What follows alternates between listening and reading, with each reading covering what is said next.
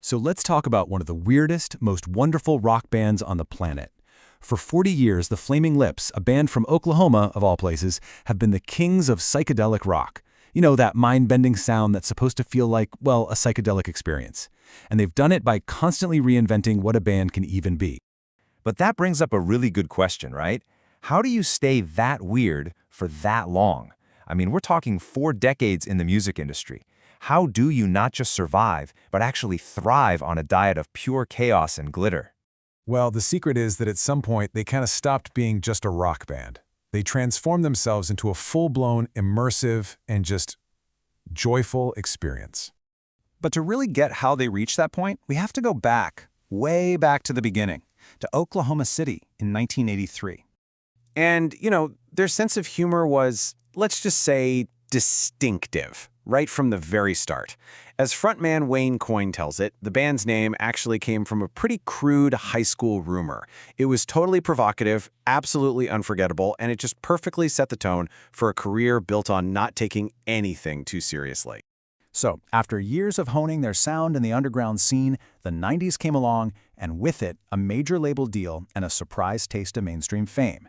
But, as you'll see, that fame really came at a cost. Get this. They got signed to Warner Brothers right after a concert where their pyrotechnics almost burned the whole venue to the ground. That kind of chaotic energy led to their 1993 single, She Don't Use Jelly. It was this super quirky, catchy song that became a massive, completely unexpected hit. Suddenly, they were everywhere, on shows like Beverly Hills 90210, and even getting made fun of on Beavis and Butthead. But that hit single was a blessing and a curse. It launched them into years of nonstop touring that pushed the band right to the brink of collapse. They were suffering from some serious creative burnout, and even worse, they were getting really, really bored with the whole idea of just being a normal rock band.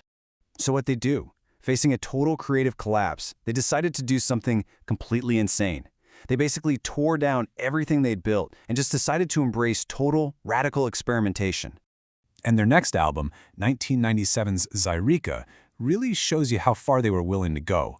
It wasn't one CD, it was 4 separate discs, each one with different parts of the music. The only way to hear it right was to find 4 stereos, press play on all of them at the exact same time, and just let this unpredictable, chaotic, beautiful symphony happen right there in your living room.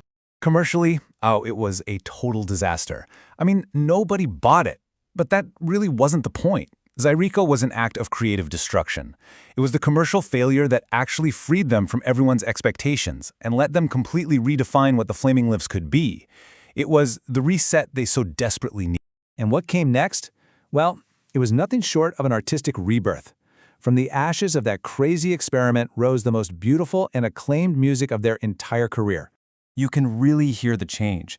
Before Zaireeka, on an album like Clouds Taste Metallic, they were still, at their core, a guitar rock band. But after, on their 1999 masterpiece, The Soft Bulletin, the sound was completely transformed.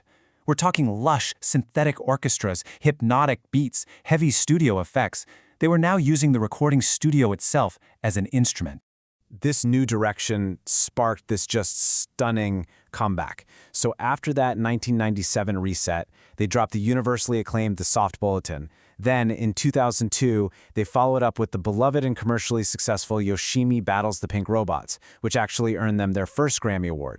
So when you have this new grand orchestral sound, you can't just stand on stage and play guitars anymore, right? You need to create a spectacle that actually matches the music's ambition. And oh man, did they deliver. Their concerts became these legendary celebrations of pure joy. You've got cannons shooting confetti into the crowd, dancers in furry animal costumes, huge cascades of balloons, and of course, Wayne Coyne's signature move, walking out over the crowd inside a giant human-sized hamster ball. And this commitment to the live show has never, ever faded. During the 2020 pandemic, when live concerts seemed pretty much impossible, they pioneered the Space Bubble concert, putting not just the band, but the entire audience inside their own personal plastic bubbles for a safe and, of course, completely surreal show. After all this time, all the chaos and confetti, they've really cemented themselves as these beloved cultural icons, and nowhere more so than in their home state of Oklahoma. Yeah, their hometown of Oklahoma City has just completely embraced their weirdness. There's literally a Flaming Lips alley in the city's entertainment district, and their fantastical art-covered studio has become this famous local landmark. They are, without a doubt, the state's proudest and strangest ambassadors. And it wasn't just the fans who took notice. Their peers in the industry honored them with 3 Grammy Awards, mostly for their incredibly unique instrumental and engineering work. So when you look back at their entire unbelievable career, from those near-disaster punk shows all the way to pandemic-proof space bubble concerts, what's the one thing that connects it all? It's just this unwavering commitment to finding joy in the weird and maybe more importantly, sharing that joy with all of us.